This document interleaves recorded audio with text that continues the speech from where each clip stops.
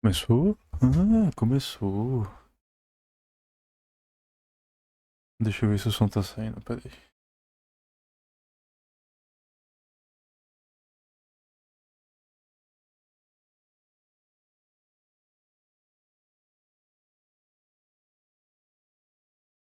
Testando o som. 1, 2, 3.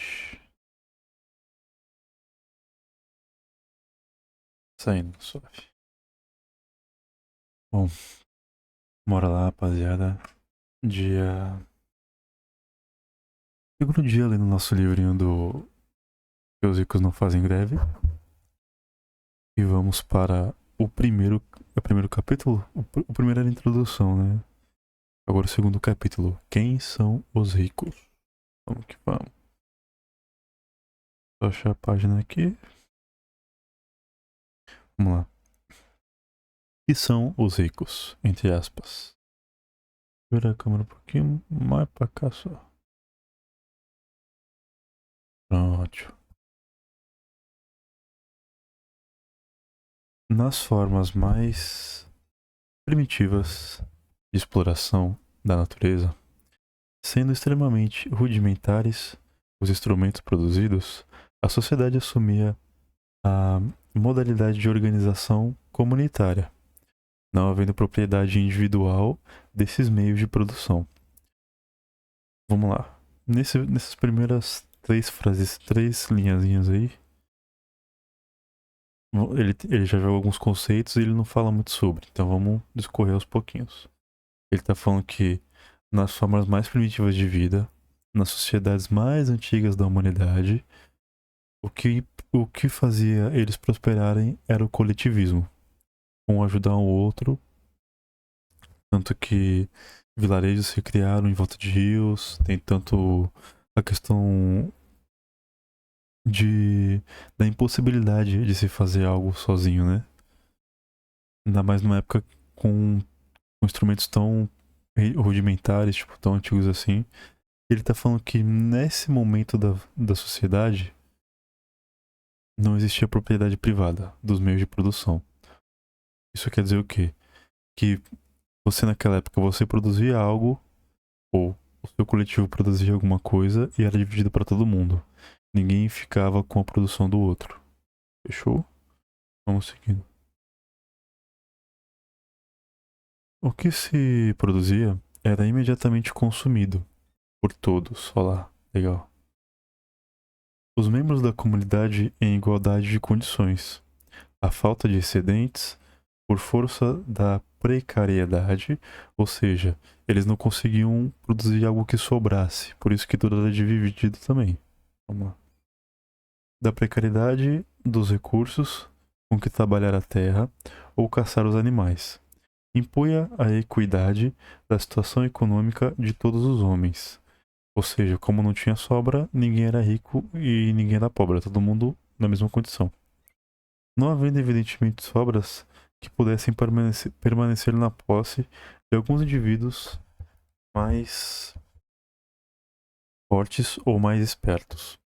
Para impor aos outros o seu domínio, opa, eu pulei aqui, que pudessem permanecer na posse de alguns indivíduos mais fortes ou mais espertos, para impor aos outros o seu domínio. Essa situação, que foi a da humanidade primitiva durante milênios, modifica-se com a melhoria dos instrumentos da produção, determinando a passagem a novas formações sociais, nas quais começa a se tornar possível a acumulação de excedentes e a propriedade privada desses bens.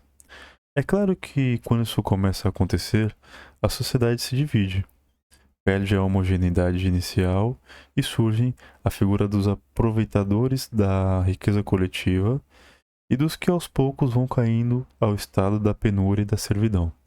Ele está falando que com o tempo que o ser humano conseguiu gerar sobra, produzir uma coisa que sobrasse, começou a sobrar comida, começou a sobrar matéria-prima, ferro, água, metal, o que seja. A partir do momento que começou a sobrar isso, as sociedades começaram a se dividir em pequenos núcleos, onde um tem mais poder e um tem menos, onde um usufrui da riqueza que o outro produz.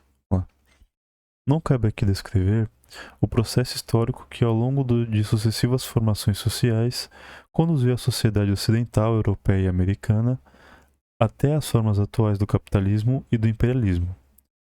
Por mais que se complicassem os procedimentos e se intrincassem os infinitos acontecimentos, o processo que em todos os tempos conduziu ao aparecimento dos ricos permaneceu o mesmo em sua essência. Só há ricos porque existem condições sociais que permitem a expoliação do trabalho coletivo efetuado por todo o povo, representado pela acumulação e Oi, carai, tô com a língua presa hoje, hein? Pela acumulação e apropriação dos benefícios desse trabalho nas mãos de alguns afortunados. Se estes eram de início os chefes de tribos, depois os senhores de escravos, os barões feudais, e agora são os industriais, comerciantes e banqueiros, isto em nada altera a essência do processo que determina o aparecimento da riqueza.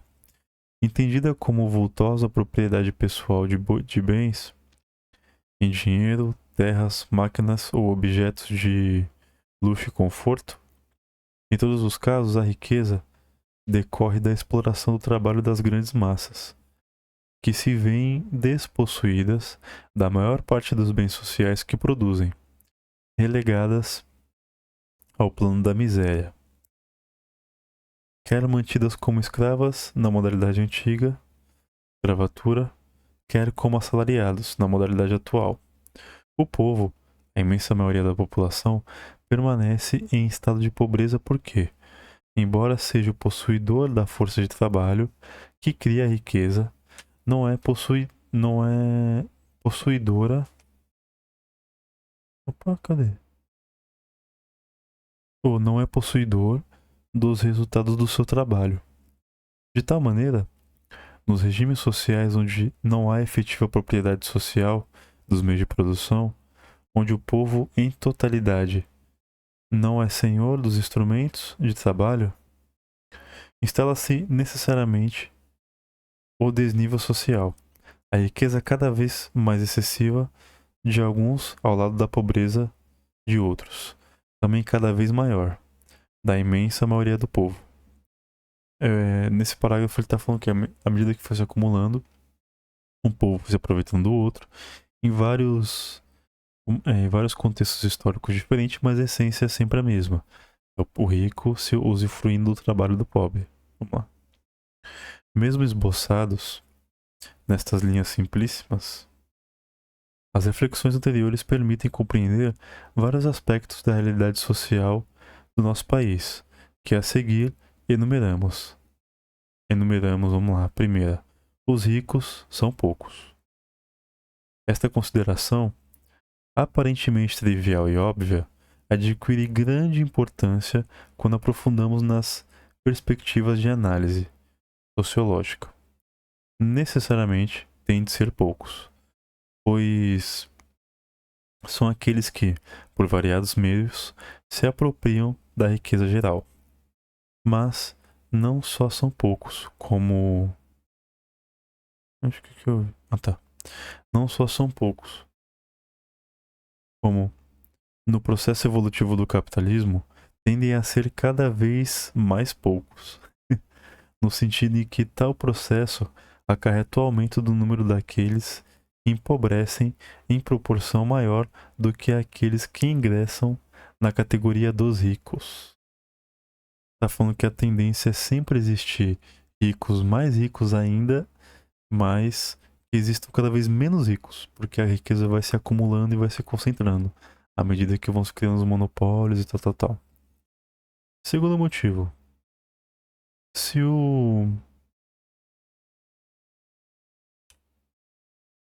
os ricos são poucos, a questão que logo se apresenta é saber por que estes poucos conseguem se manter como endinheirados exploradores das massas trabalhadoras infinitamente mais numerosas. Por que eles têm tanto poder, mesmo sendo poucos, e os trabalhadores com tantas pessoas não conseguem subverter isso? Vamos lá. Então o povo não percebe que é pobre e, ao mesmo tempo, não compreende que representa a quase totalidade da população do país atrasado? Essa é a questão? Como então aceita continuar nesse estado de coisas que o prejudica? Porque não se reúne e com a simples fácil... O quê? Porque não se reúne com um simples e fácil gesto, expulsa um insignificante grupo de aproveitadores do trabalho? Ah, é porque eles não se revoltam. Vamos lá. A resposta a essas questões conduz-nos a indagar dos mecanismos de que os ricos lançam mão para manter sob domínio as massas empobrecidas. Ele está falando que o pobre não se revolta porque o rico utiliza de instrumentos para que isso não aconteça. Eu acho que ele vai caracterizar ali.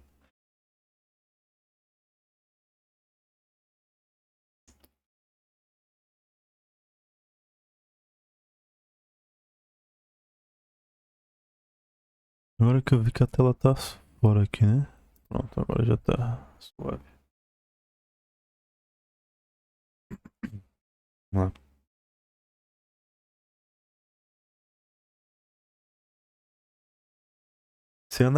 Se analisarmos em profundidade o assunto, chegaremos a entender que, ao contrário do que pareceria à primeira vista, não é fácil aquele gesto que se poderia supor de estar sempre ao alcance do povo praticar. É que o mecanismo da expoliação, que gera e sustenta a classe dos ricos, não se deixa vencer facilmente. Claro que não iria, né? Cadê? Aqui.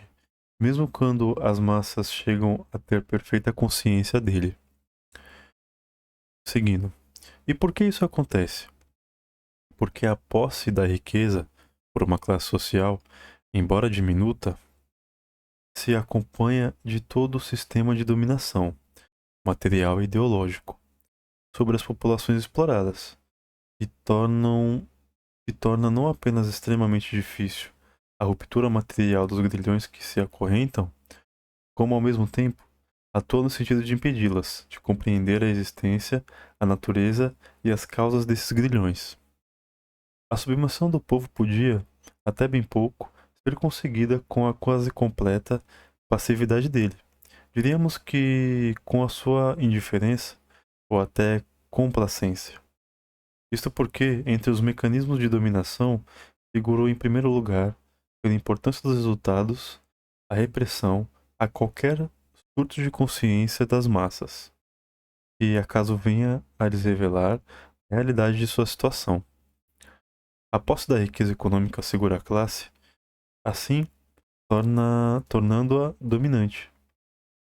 A aliança com os criadores das influências ideológicas, sacerdotes, legisladores, magistrados, tal, e os que se fazem e os faz se colocarem naturalmente a serviço do senhor de escravos, do latifundiário feudal ou do industrial capitalista. Tais influências, as crenças, a política, as artes, as ciências, desempenham um formidável efeito paralisante sobre a consciência das massas, impossibilitando-as de adquirir a visão correta de sua mesma realidade. A divisão da sociedade de ricos e pobres se acompanha de outra. A divisão entre elites intelectuais, cultas e plebe ignorante. Ele tá falando o que nisso aqui? Que o rico, ele se lança de várias ferramentas e de várias divisões do povo.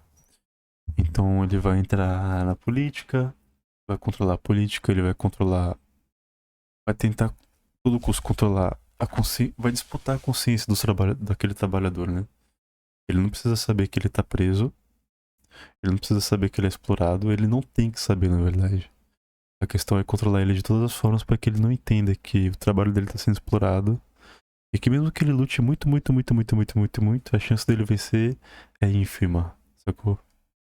E mesmo que ele vença, vai ser feito como exemplo. Então, tipo assim, a reforçar mais esse pensamento de que o mundo tá bom, se você lutar você consegue, ou se você trabalha bastante você consegue, e você não pode lutar por seus direitos, sacou? Você não pode lutar por aquilo que você gera. Vamos seguindo. Outro ponto, o artifício primordial e o mais eficaz para conservar o domínio dos ricos está em conservar paralelamente a divisão entre minorias cultas e massas incultas. Trata-se de fazer crer às massas que não dispõem de condições para se pensar si próprias, conhecerem as causas do seu estado, porque são incultas e analfabetas. Esse é o sortilégio fatal que a elite alienada procura lançar sobre o povo, pois enquanto tiver efeito, será assegurada não só a superioridade da cultura de tais elites, como a preponderância da classe rica a que servem. Este fascínio, porém, só dá resultado enquanto as massas se encontram em fase de extrema pobreza. Jungidas, não sei que palavra é essa, a um trabalho primitivo, penoso e sem perspectivas. Porquanto é em tais condições que lhes faltam suportes objetivos para o surgimento de sua consciência de si, tendo então presa fácil dos sedutores que as procuram consolar com enganosas promessas de felicidade eterna na vida futura, ou, na versão mais moderna, com a participação de lucros da empresa. Enquanto o trabalho do país pobre por feito por massa, ou enquanto o trabalho do país pobre por feito por massas ignorantes, em virtude dessas mesmas condições de trabalho, o papel dos instrumentos de dominação ideológica torna-se decisivo. Os ricos não enganam diretamente os pobres, pagam aos sacerdotes e aos intelectuais para fazerem esse serviço. Ele está falando que o rico ele não é capaz nem de botar a mão naquilo que ele está fazendo. Ele paga alguém para fazer. Então, em todos os contextos, o rico ele vai tentar de qualquer forma transformar o pobre em um instrumento e que ele não saiba que ele está sendo instrumentalizado. Sacou? Para tentar simplificar, o instrumento não é uma coisa que você usa, pode ser uma chave de fenda, mais fácil, uma ferramenta. Ele vai transformar aquele ser humano numa ferramenta, mas ele não pode saber que ele está sendo utilizado com esse objetivo. Tipo assim, um exemplo bem bobo. Você entra num trampo, sei lá, recepcionista, na carteira. Daí você começa a fechar o caixa, aí você do nada te joga dá um problema no caixa lá, não vem o caixa, te joga lá no caixa, você tem que fechar o caixa, você tem que limpar a bancada que você trabalha, mas não só isso, você tem que limpar todo o espaço do trabalho depois. Às vezes o uniforme, eles nem se responsabilizam por te dar um uniforme decente, te dar um uniforme reutilizado de outra pessoa. Então, você vê. E aqui é um serviço que ainda mantém alguns direitos, né? Não te explora, ele não te esmaga completamente, né? Na empregada doméstica, sacou? Agora, tô falando um CLTzinho normal de um fast food qualquer, sacou? E, vamos lá. Os ricos não enganam diretamente os pobres, pagam para que alguém engane, beleza. Mas não é só o transivo da consciência que explica a passividade das multidões humilhadas e sua submissão a um simples punhado de arrogantes e insensíveis exploradores. Esse meio por si só não bastaria, pois com a própria intensificação da exploração do trabalho, exigindo melhores recursos técnicos e conhecimentos sobre a realidade, iria se desenvolvendo a consciência dos pobres. Eu já não concordo. E em breve chegaria ao ponto de compreender a sua situação. Torna-se imprescindível, igualmente, o emprego da força material para conter a massa na obediência, no silêncio, na exploração. Aí então, os ricos assumem diretamente o comando do mecanismo do domínio social, desde as antigas hostes mercenárias até lá, até as modernas organizações policiais e as forças armadas dos países imperialistas, os ricos sempre dispuseram de suficiente poder material para reprimir qualquer insubordinação que acaso as massas camponesas ou urbanas manifestassem. Nesta linha de ação, o sacerdócio e a inteligência desempenham apenas a função colateral, de simples apoio ideológico, descobrindo e divulgando motivos que justifiquem com razoável a conduta brutal, como razoável conduta brutal dos poderosos contra os indefesos. Mas o comando direto fica, nesse caso, retido pelos grandes senhores de escravos, de feudos ou de fábricas. Claro está que se faz necessário arregimentar a força material em organizações bélicas, políticas, exércitos, marinhas e aviação, etc. Essas organizações, nos países dominadores de outras nações, são diretamente dirigidos pelo poder econômico, apenas com a tênue interposição do Estado, simples disfarce político desse mesmo poder econômico. O levantamento aqui é qual?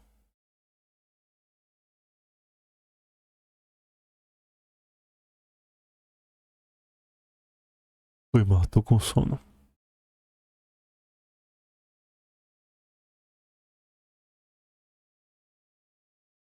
Ele tá falando que só a disputa de consciência não basta.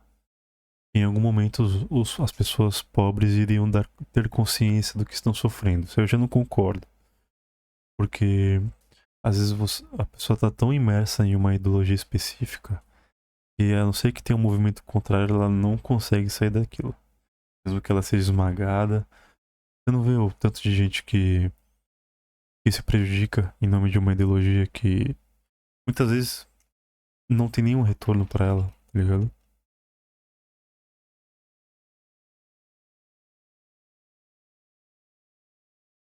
E aqueles mano que participa de seita, essas coisas, o ponto que eles chegam por causa de uma ideologia.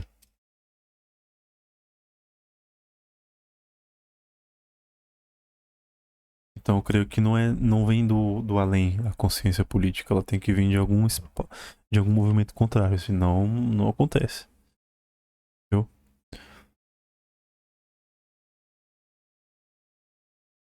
E ele tá falando que não só esta disputa de consciência, todos os instrumentos da sociedade, eles têm que ser utilizados para manter o exército, para manter essa ideologia, né? O exército, a marinha, a aeronáutica, TV, rádio, propaganda, publicidade, tudo isso tem que corroborar com todo esse imaginário de prosperidade, de empreendedorismo. Você não vê aí, liga qualquer TV aí, e como é exacerbada essa questão do empreendedor, da pessoa que é dona de si mesma, que faz tudo sozinha, que não precisa de ninguém, solitude e perseverança e blá blá blá blá blá blá blá blá. E você vê que em qualquer lugar que você olhe, hoje em dia nos veículos maiores de mídia, o discurso é esse. Não é à toa que existe esse discurso. Entendeu?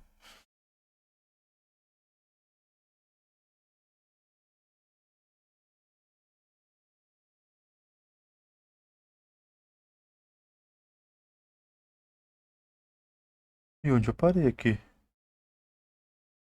Ah, tá. Vamos lá. Dispondo de tão formidável recurso de compreensão social pela força, os ricos acreditam que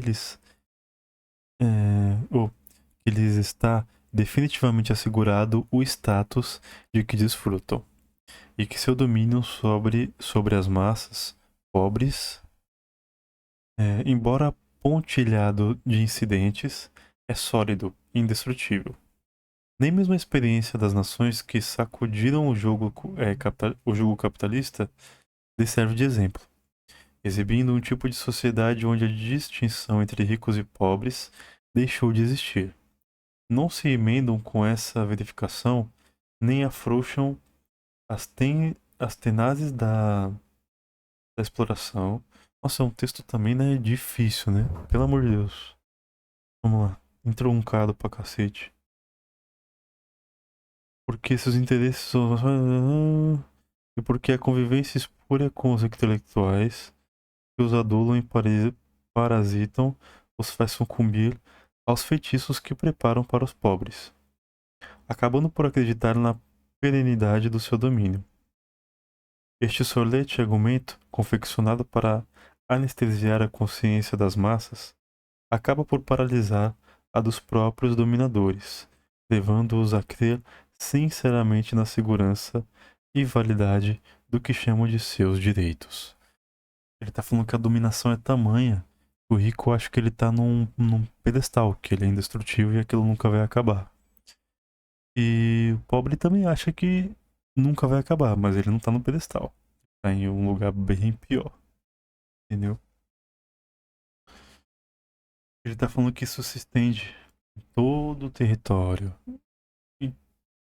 de um país capitalista.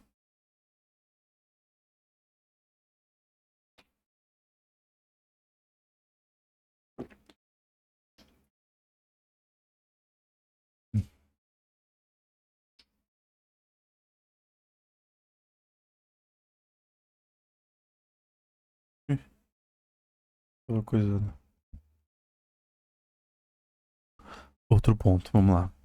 Desse modo, ah, qualquer indício de agitação popular, de reclamação das grandes massas trabalhadoras, camponesas ou urbanas, revidam pondo em ação o poderoso mecanismo compressor que possuem.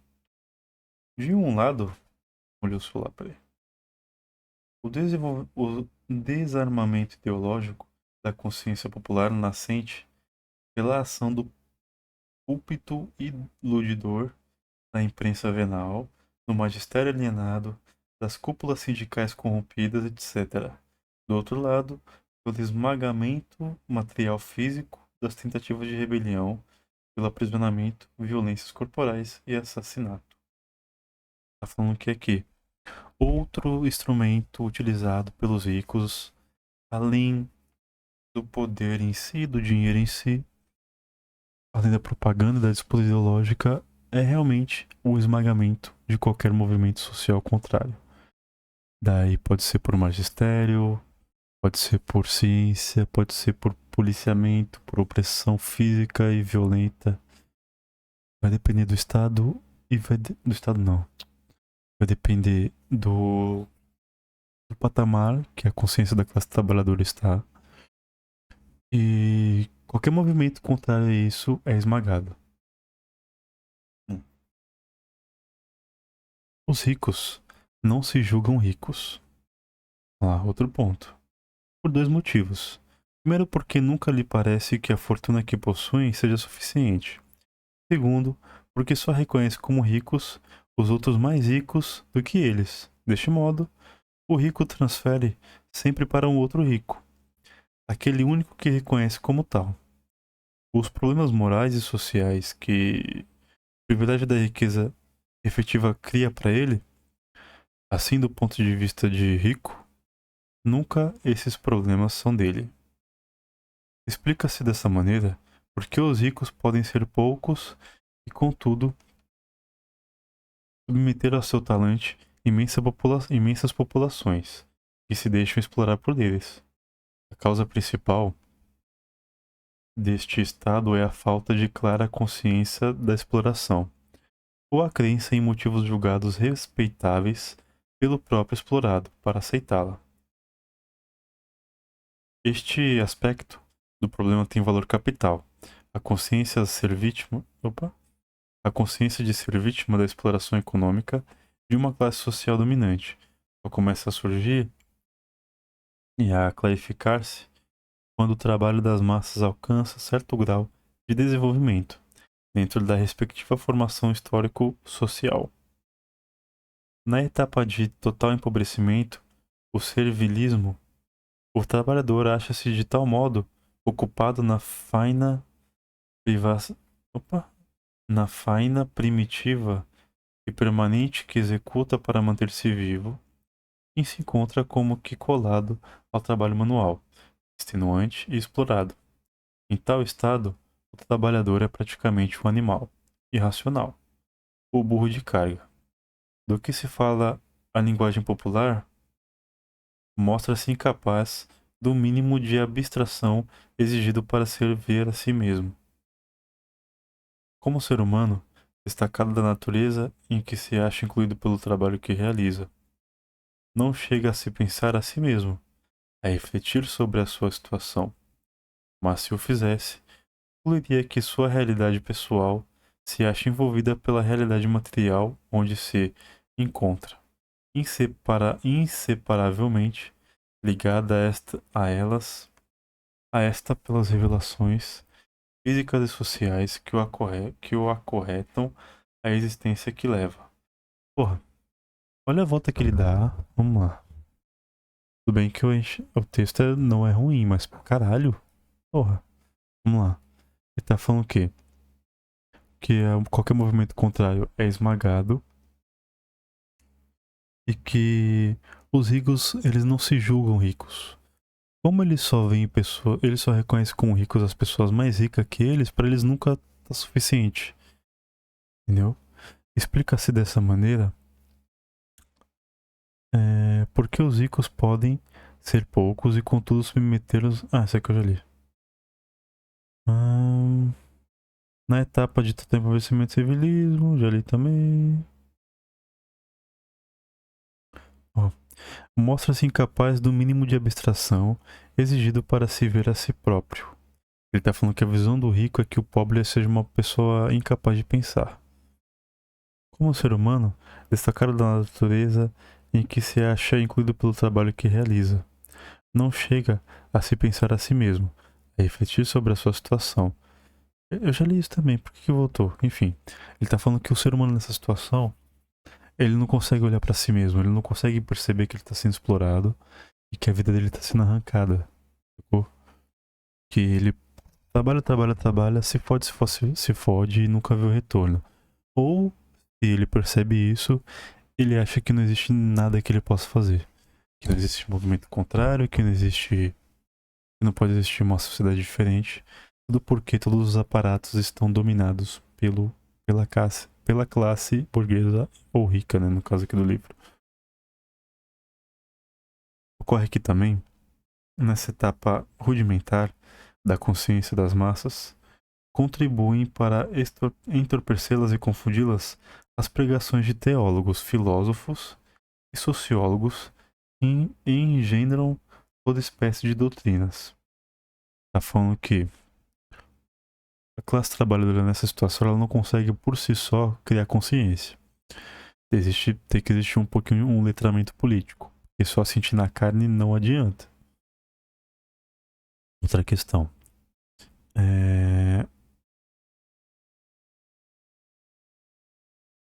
Tá falando que é utilizado o trabalho de teólogos, filósofos e etc e tal para manter a classe trabalhadora nesse patamar. Vamos lá.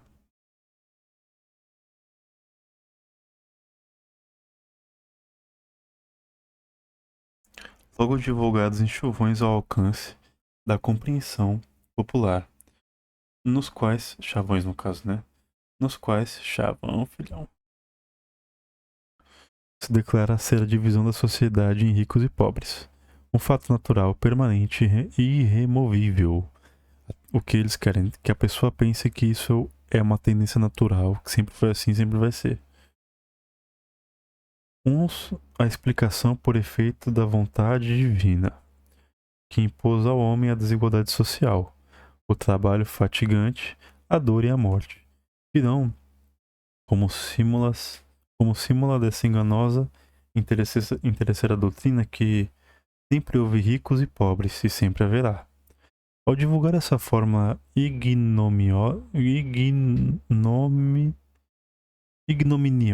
meu Deus, prestam o melhor serviço à classe exploradora, pois dissipam na consciência dos trabalhadores a crença na possibilidade de um futuro radioso, livre de exploração e de miséria. Compelem as massas a concluir que de nada valem os seus esforços, suas lutas para sacudir o peso dos opressores, pois no máximo conseguiriam trocar eles por outros, uma vez que ricos sempre existirão. Mas não são apenas os teólogos ou os filósofos os autores deste insidioso malefício. Ele está falando que a tendência é o quê? Eles impedirem as pessoas de lutarem, porque rico sempre vai existir nesse, nessa sociedade. Rico vai existir, você matando um, vai vir outro no lugar. Entendeu?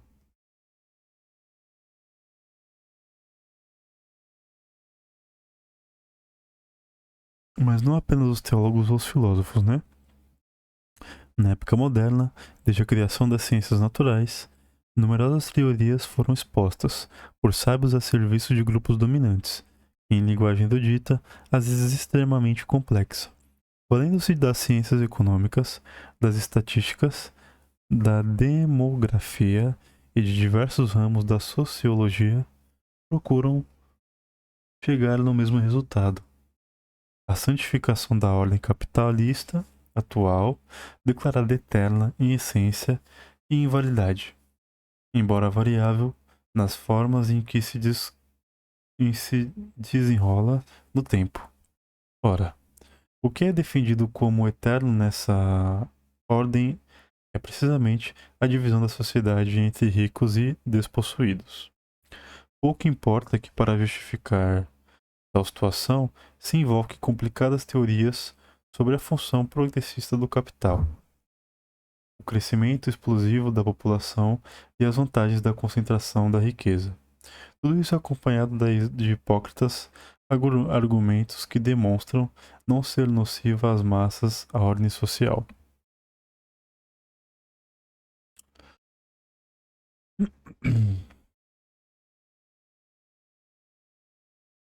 O resultado prático de todas essas maquinações teóricas é o desnorteamento da consciência popular, e mal se vê desesperada ou se vê despertada pela qualidade do trabalho, um pouco mais qualificado, que começa a executar. É logo. Opa! É logo raptada por essa legião de sedutores, que se esforça por esmagá-la, ou transviá-la. O fim visado não varia.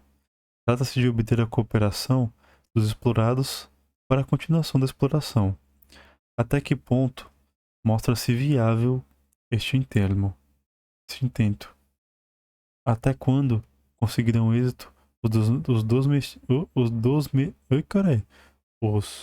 domesticadores da consciência do povo?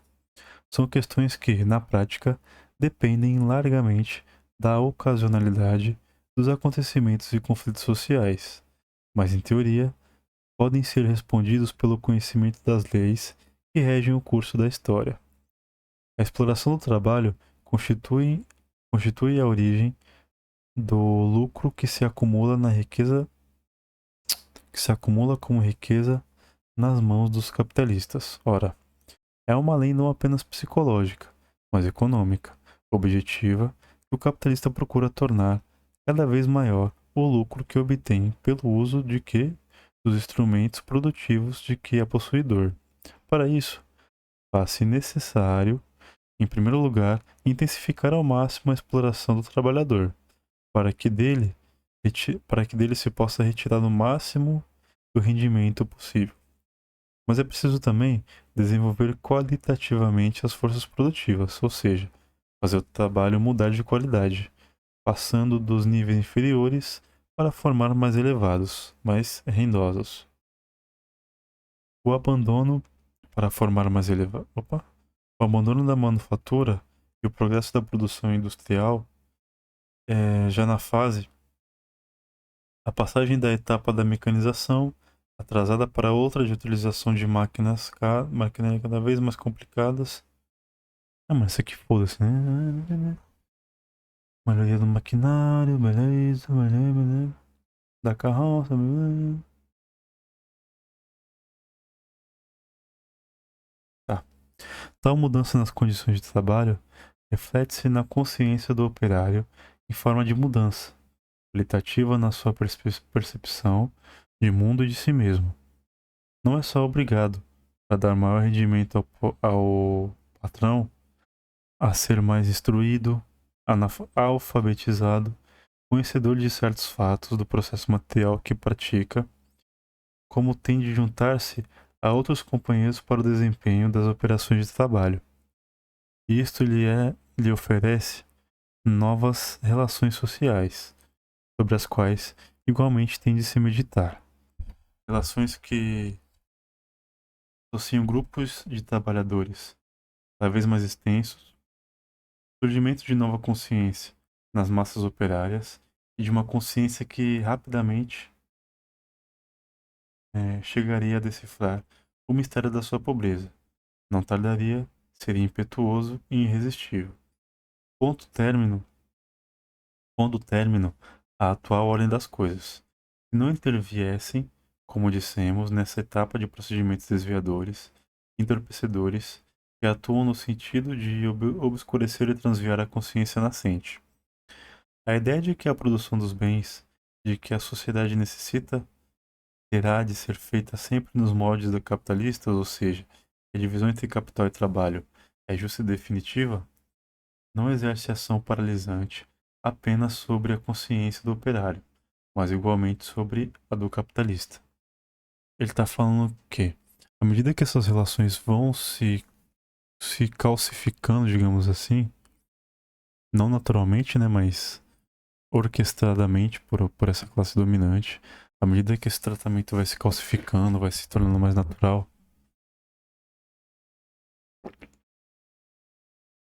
na mente do dominador e do dominado, aquilo é uma coisa que vai ser perene, cada vez mais forte, cada vez mais forte. E ele tá falando de toda a instrumentalização que é utilizada contra o pobre para que ele não modifique a sua realidade. Então, primeiro você vai arrancando a consciência dele. Segundo, você vai mostrando que o mundo é isso mesmo e sempre vai ser. E você vai explorando cada vez mais o trabalho dele sem que ele perceba. E caso aconteça dele perceber, você vai lá e oprime.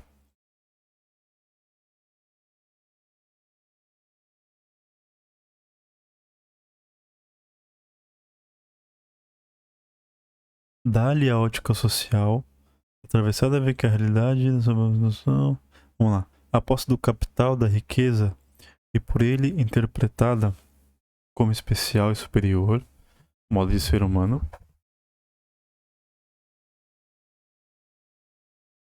distinto daquele que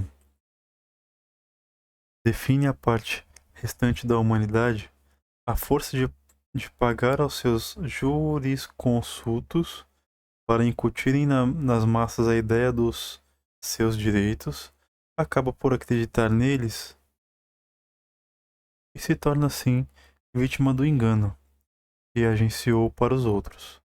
O direito à riqueza que os pensadores áulicos proclamam passa a ser entendido como o direito da riqueza. Então, não se julga tão somente um premiado pela sorte no páreo em que todos os homens supostamente figuram em pé de igualdade na conquista da fortuna, mas um predestinamento por já havê-lo conseguido. Tá falando que existe essa disputa, entre aspas, para ver quem é o melhor, mas ele tá falando que os ricos começam na frente porque já começaram com dinheiro. Sacou? Então, não se julga tão somente o premiado pela sorte do páreo no páreo em que todos os homens supostamente figuram em pé, beleza. Sendo rico, cabe-lhe agora destacado papel e graves responsabilidades no conjunto da sociedade. Em primeiro lugar, honra-se de o ser. Ou de o ser. Como assim? Honra-se de o ser. Ou porque pessoalmente tivesse amontoado a riqueza que possuiu porque a tivesse herdado de antepassados. A legitimidade de sua posição excepcional lhe parece indiscutível. Justifica como fruto do trabalho seu dos seus avós com o que mais engrandece, pois associa o valor moral ao financeiro que possui. Não acredita na pura sorte, no máximo considera uma fase favorável, oportunidade que soube aproveitar à custa do trabalho, o que demonstra não apenas tenacidade, honradez, justiça, mas ainda inteligência e capacidade criadora. A consciência do rico, cercada por um cordão de isolamento, por ela mesma disposto para a racionalidade, para racionalizar a sua existência e atividade. Não lhe basta valer socialmente como pessoa, em virtude do poder econômico que detém. Quer valer também moralmente, para apaziguar quaisquer eventuais também, ou quaisquer eventuais escrúpulos motivados pelos atos que pratica nas suas relações com os assalariados, e também para refutar as críticas que recebe dos porta-vozes da consciência oposta. Sabe que existem pensadores que interpretam a realidade de um ponto de vista diferente do seu, que exprimem o modo de ver das massas trabalhadoras, mas não se inquieta particularmente com o conteúdo teórico das afirmações destes opositores, mas lhe interessa aparecer como pessoa moralmente limpa. Fica-se esse procedimento porque realmente só lhe interessa justificar-se perante os membros da classe média ou diante dos seus convivas da classe endinheirada, para os quais a suprema ignomínia não está no enriquecimento enquanto tal, mas na ilicitude dos meios empregados para enriquecer. Por isso, proteja com avidez os que lhes possam elogiar os dotes morais, a nobreza de caráter, a honestidade dos negócios, a fidelidade à palavra dada e até mesmo a liberdade e magnificência em às atender o quê? Às necessidades da classe sofredora, tendo fundações, hospitais, orfanatos, colégios e todas as demais obras pias, formas de exercício de caridade para com os pobres. Ele está falando que, além de retirar tudo que você tem e roubar o fruto do seu trabalho, a gente ainda vai dominar a sua mente. Se você tentar se mobilizar contra, a gente vai te destruir. E no seu serviço, no seu trampo, qualquer lugar que você for, a gente vai ideologicamente te ensinar que isso é o normal, que nunca vai acabar. Se você se esforçar, você vai ser rico. E os ricos são gente boa. Eles são pessoas com coração bom e que praticam caridade. Sacou? É impossível compreender a visão do mundo peculiar ao rico sem adiantar que o seu traço mais característico é a exigência do valor moral. Supõe, e disso muito se orgulha, que subordina tudo na mesma, tudo em sua vida, negócios, transações, antes de mais nada, às exigências morais. A maior das quais. Ih, meu celular vai descarregar. Não vou conseguir ler o resto, tá 5%. Bom, vamos. Ver se dá. Não vai dar tempo, tem bastante texto ainda.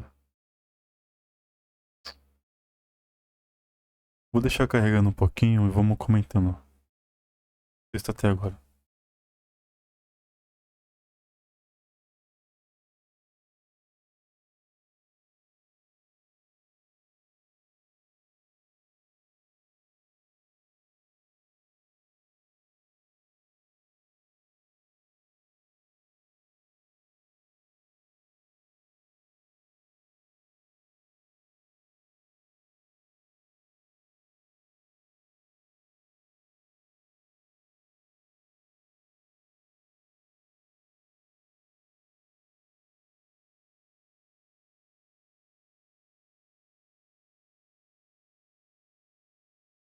Deixei ele carregando um pouco e vamos discorrer um pouquinho.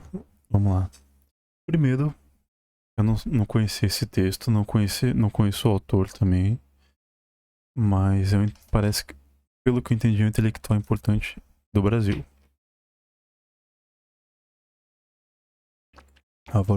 Álvaro Vieira Pinto. Vamos lá. O texto não é ruim, mas é truncado. E hoje ainda tô com sono, que eu dormi mal faz umas 2 noites, então quando pega um texto truncado assim me irrita pra cacete. Mas enfim, O texto fala sobre o quê?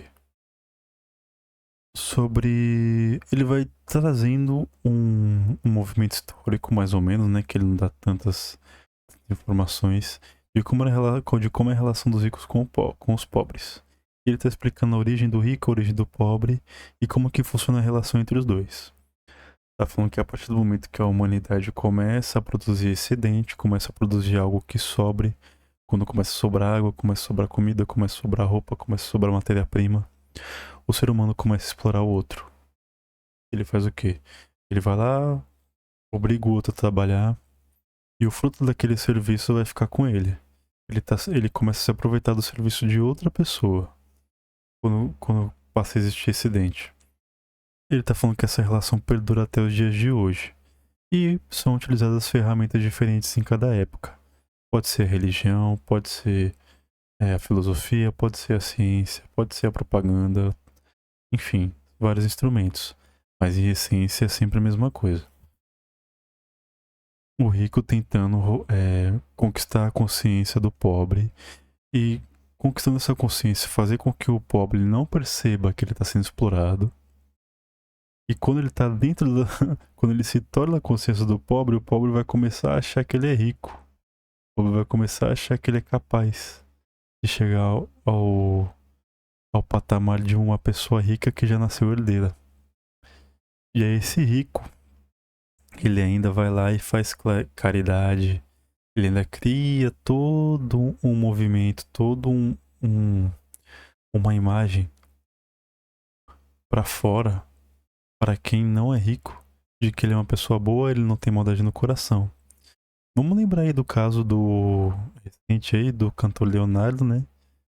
Que entrou pra lista suja da escravidão, que era de uma fazenda que era dele, o irmão tomava conta, e foram encontradas pessoas fazendo trabalho análogo à escravidão.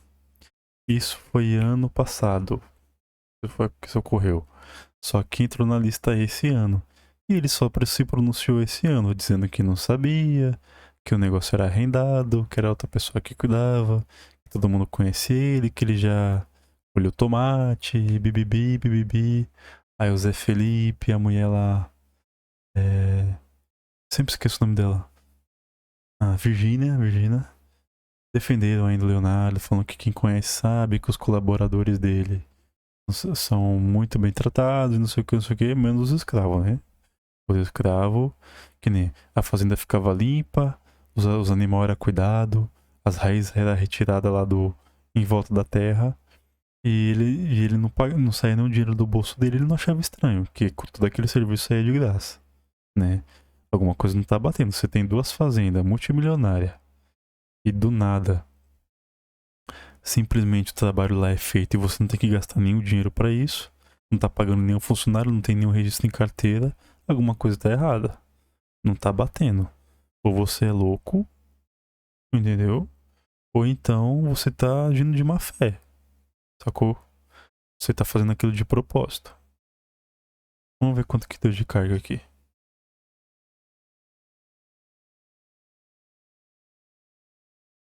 Dá 11%, deixa eu deixar mais um pouquinho.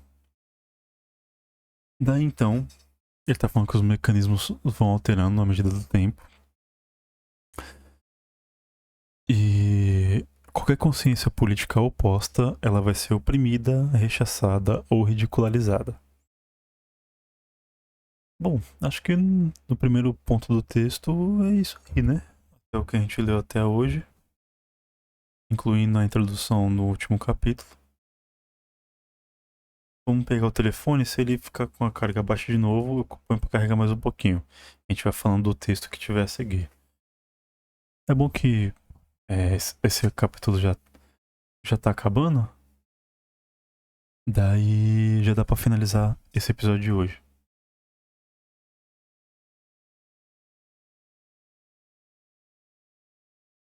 Bora. É impossível compreender a visão de mundo peculiar do ao rico sem adiantar que o seu... Deixa eu só diminuir o brilho aqui. Que o seu traço mais característico é a exigência de valor moral. supõe e disso muito se orgulha, que subordina tudo em sua vida, os negócios, transações, essa aqui eu já li, né? Vamos lá. Exigências morais, a maior das quais é a honestidade. Não percebe que procede exatamente às avessas, pois só considera como moral o conjunto de valores que dão cobertura às operações econômicas que pratica e às relações sociais que o beneficiam. Assim, por exemplo, o que chama de honestidade é simplesmente a tradução em idioma ético do conceito financeiro de crédito bancário. Ele está falando que o rico, ele quer sempre estar moralmente, parecer moralmente correto. Como se existisse um crédito na bondade. Como se existisse uma conta de mais e de menos. E nessa conta de mais e de menos, quanto mais bondades você tiver, mais positivo vai ser. E que se você cometer um erro, é só fazer uma bondade depois que acabou, já que é uma balancinha, né? Não basta, porém, aos ricos justificar moral e economicamente a riqueza que possuem. É necessário igualmente explicar a pobreza das massas, excetuando a verdadeira explicação. Qualquer outra que os sociólogos, filósofos, teólogos e economistas lhe oferecerem é lógica apelando para a preguiça da massa. Opa! Desde as de natureza psicológica, apelando para a preguiça da massa, de natural indolência, em trabalhar duro para se fazer alguém, até as que recorrem a supostos fatores naturais como raça, clima, passando pelo que invocam a ignorância natural ou o castigo divino. Todas as teorias alienadoras são bem recebidas, pois o único fito de tais lucubrações resume-se em tranquilizar a consciência moral das classes abastadas.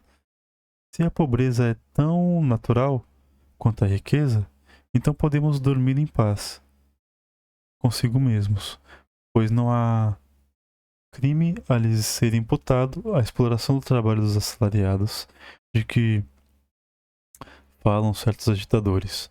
Não passa de maliciosa invencionice destinada a perturbar a ordem pública em provento de pequenos grupos ambiciosos, invejosos, desajustados. O rico não vê no pobre um adversário, não o considera membro de uma classe antagônica da sua. Porque isso seria supor que admitisse a teoria da que exatamente repudia. Apenas vê nele o representante do caso geral da grande maioria da humanidade, que vive a natural condição de mediocridade financeira, muito justificável porque nem todos são capazes de façanha que ele próprio conseguiu realizar.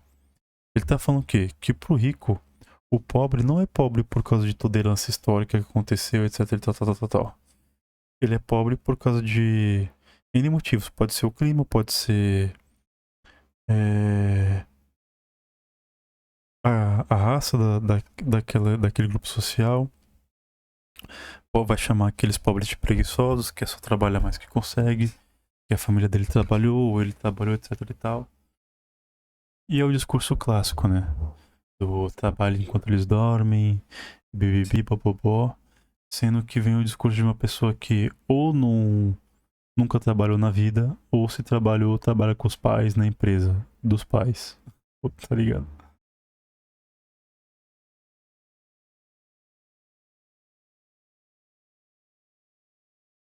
Onde é que eu parei?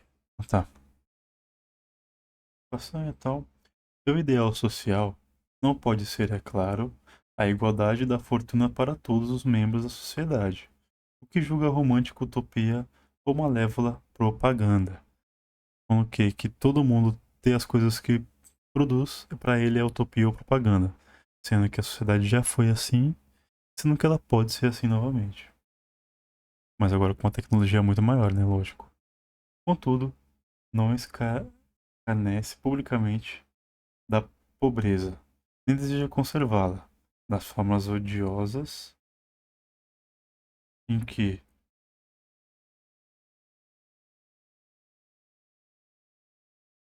cadê? em que agora se apresenta. Sabe que a sociedade está mal organizada. Já está errado, a sociedade não está mal organizada. A sociedade está organizada para quem é rico. É excesso de riqueza, embora esse nunca seja o seu caso pessoal. Ao lado de monstruosas manifestações de pauperismo.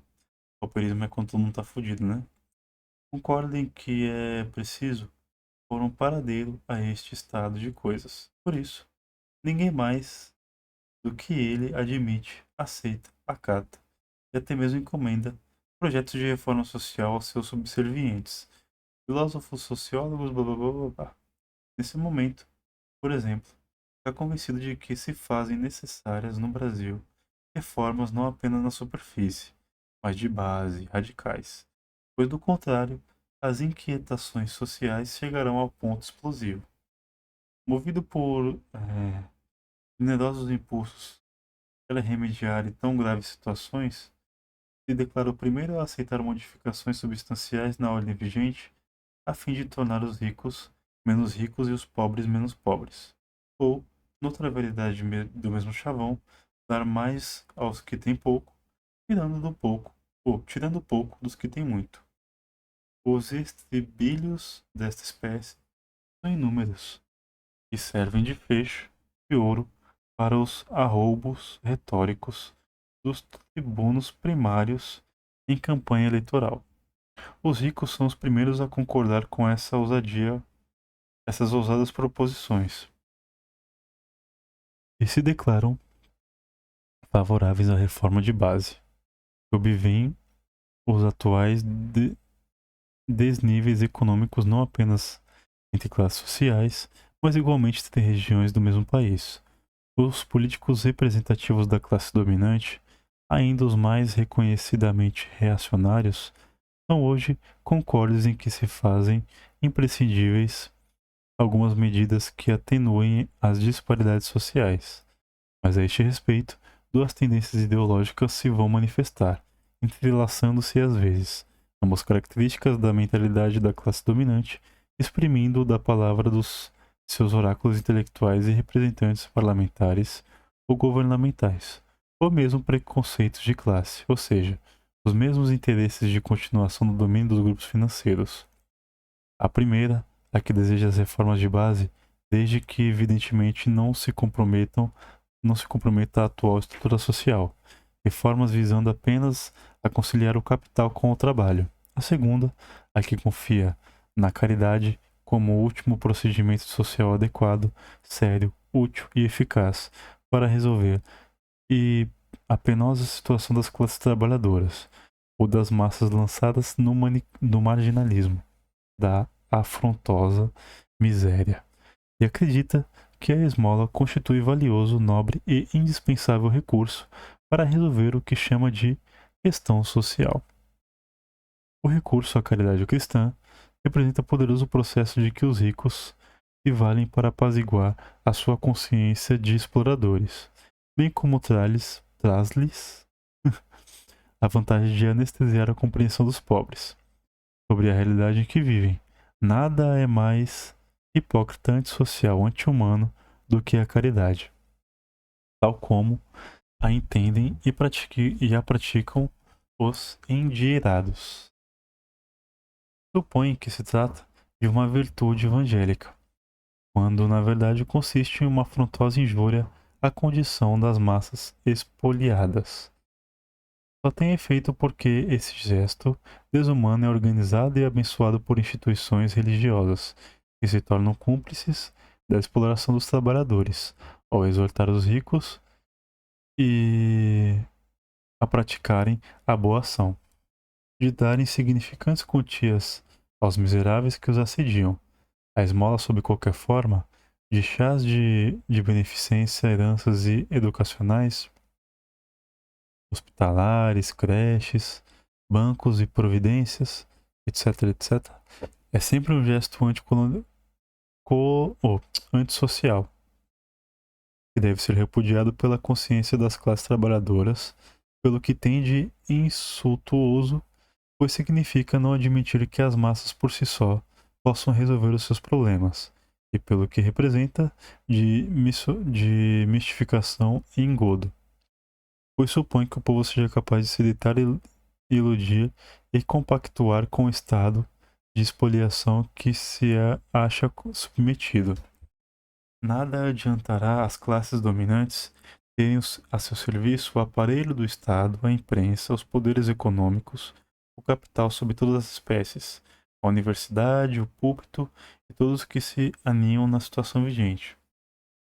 Tudo isso de nada lhes valerá se a força que o sustenta está habitada por uma íntima contradição, que não se acha ao alcance delas resolver a seu favor.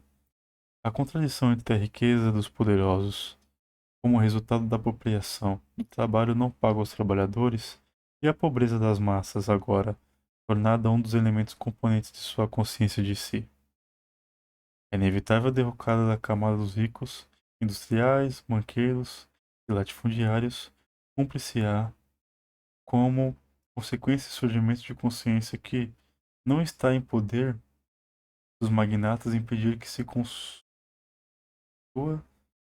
mas ao contrário que eles de certo modo estimulam quando impõem maior rigor na exploração do povo. Falta-lhes, é claro, a compreensão deste fato. Julgam que os recursos opressivos ideológicos ou policiais são suficientes para se contraporem ao surto do pensamento entre as massas e esmagar as agitações que sobrevenham. Não percebem, por falta de visão teórica adequada, que toda violência feita à consciência nascente converte-se em novo ensinamento, que esta recolhe, com o qual se enriquece e que a faz progredir em vez de esmagá-la, ou emudecê-la. Ao sofrer a dureza da repressão material, desde limitações à liberdade de expressão até as prisões, e mesmo assassinato, a consciência do povo sente-se levada a indagar da causa destes acontecimentos e chega a descobrir. Cadê? Chega a descobrir-lhes com facilidade a origem no desejo das classes economicamente dominantes de manter os privilégios sociais. A violência dos poderosos constitui a grande escola dos oprimidos, porque ensina as massas trabalhadoras a refletir sobre o significado, a essência e as condições do trabalho que executam. Deste modo, passamos naturalmente ao tema da greve, por uma transição lógica de reflexões, da noção dos ricos como classe aproveitadora do trabalho nacional, fomos conduzidos a verificar os procedimentos de que tal classe se vale para manter sua situação. Ao descobrir que a violência sobre o povo é inseparável do exercício do poder pela classe dominante, compreendemos que essa o quê? Essa violência só tem um objetivo: fazer os trabalhadores trabalharem para que os patrões desfrutem de vida melhor que a que levam. Mas ao mesmo tempo, verificamos que a violência abre uma escola de consciência e suscita a reflexão sobre a natureza do trabalho, os direitos do operariado, e entre eles a possibilidade de resistir às injustiças, expoliações e maus tratos de que é vítima, né? Sociologicamente, uma das manifestações mais importantes dessa resistência e, portanto, uma das expressões mais sensíveis da luta social entre os assalariados e os empregadores é aquela representada pela greve. É esse fenômeno social, pois, dedicaremos reflexões que se seguem. Terminou o capítulo. Graças a Deus que eu tô caindo de sono. Mas vamos discorrer um pouquinho. Eu li direto, já pra seguir e pra comentar tudo no final. Continuando, a gente entendeu que o rico surge na exploração do pobre, que isso vem desde muito tempo. Só vai mudando os moldes e as tecnologias e os contextos, né? Mas a essência continua a mesma. Seguindo, esse rico, ele vai praticar doação, mas ele vai estar junto com a teologia, que é o que as igrejas, para dominar a mente do pobre. vai estar junto com a TV, já vai estar junto com o rádio, já vai estar junto com a arte, etc e tal. A literatura, tudo para que o trabalhador não veja que ele está sendo explorado. O trabalhador não se mexer, ele não vai ver as correntes que prendem ele. Sacou? Se caso acontecer de algum trabalhador se revoltar, vai ser morto, expulso, enfim. Vão dar um jeito nele. Seguindo, ele sente a necessidade da caridade e ele tem que se ver como moralmente melhor. Ele vê a pessoa sem dinheiro como moralmente inferior, tá? Porque aquele cara rico, ele quer mostrar que ele dá dinheiro pros outros. O Silvio Santos queria mostrar que ele jogava aviãozinho. Não era porque ele era bonzinho e porque ele ganhava muito em cima da audiência daquele programa. Pô. E um cara com sobrenome Abravanel, o nome Senor, que diz a lenda que vendeu camelô porque era pobre a vida inteira. Nunca teve um favor, nunca teve um, entendeu? Um privilégio. E à medida que o povo se revolta, ou então à medida que o povo se mobiliza, ele rico, ele vai a todo momento tentar colocar na cabeça do pobre que eles lutam pelo mesmo motivo e não tem necessidade de uma revolta violenta. E o texto está propondo que no começo nem precisa disso. Você nem precisa de uma revolta violenta para fazer os caras sofrer. Fazer uma greve. Pô, é um instrumento que funciona, não machuca ninguém e ainda cobra, você consegue cobrar os seus direitos, tá? Nesse primeiro capítulo, ou nesse segundo capítulo, né, que o primeiro foi a introdução, eu acho que sucintamente é isso. Agora eu vou me retirar porque eu preciso dormir porque eu tô com sono do caralho. Eu vim gravar porque eu quero manter essa leitura maneirinha pra gente terminar esse livrinho aí até final desse mês do próximo, pra já começar outro, que a ideia é o quê? Criar uma bagagem, um arquivo maneiro pra qualquer menorzinho ou qualquer pessoa que se curta ou se interesse por política, ou então tem um questionamento sobre algum autor, né? Ou queira acesso a um livro que é difícil de encontrar, ou gosta de um audiolivro para quem não enxerga, né? Eu que não enxergo muito bem. Meu audiolivro me ajuda muito, entendeu? Então a tendência é essa aí. Criar consciência política no meio das leituras que a gente faz e servir também como um arquivo dessas livraiadas toda aí do pessoal que nasceu pobre e sabe pegar um busão. E merece ser o quê? Vingado contra esses cuzão aí que rouba nós. Muito obrigado por quem acompanhou, quem vai acompanhar. Ótima noite, ótima semana pra nós. Tamo junto.